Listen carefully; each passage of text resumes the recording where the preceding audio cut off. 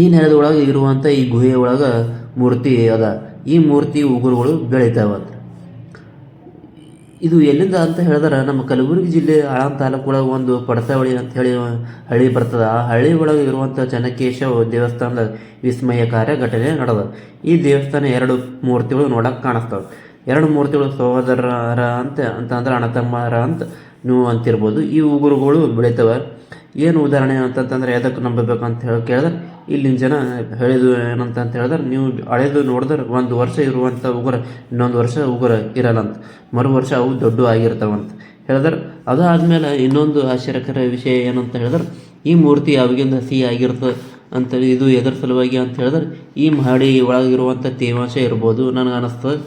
ಈ ದೇವಸ್ಥಾನ ಅಷ್ಟಕ್ಕೂ ಯಾವಾಗಿಂದ ಇರ್ಬೋದು ಅಂತ ಹೇಳಿದ್ರೆ, ಇಲ್ಲಿ ಸಿಕ್ಕಿರುವಂಥ ಕೆಲವೊಂದು ಗುರುತುಗಳು ನಡೆದ್ರೆ ನನಗೆ ಅನಿಸೋ ಪ್ರಕಾರ 12ನೇ ಶತಮಾನ ದೇವಸ್ಥಾನ ಇದು. ಚೆನ್ನಕೇಶವ ದೇವಸ್ಥಾನ ಭಾಳಷ್ಟು ಕಮ್ಮಿ ಕಡೆ ಭಾಳಷ್ಟು ಅಪರೂಪ ದೇವಸ್ಥಾನ ಇದು ಇರುವುದು. ನಮ್ಮ ಕರ್ನಾಟಕದ ಒಂದೆರಡು ಮೂರು ಕಡೆ ಮಾತ್ರ ಈ ದೇವಸ್ಥಾನ ನೋಡೋಕೆ ಕಾಣಿಸ್ತದೆ. ಈ ರೀತಿ ಪ್ರತಿಭೆ ಮತ್ತು ಈ ರೀತಿ ದೇವಸ್ಥಾನಗಳು ಕೆಲವೊಂದು ಕಡೆ ಮಾತ್ರ ಅವ. ಅದು ನಮ್ಮ ಕಲಬುರಗಿ ಜಿಲ್ಲೆ ಒಳಗೆ ಇರುವಂಥ ಹೆಮ್ಮೆ ಮಾತು ಹೇಳ್ಬೋದು.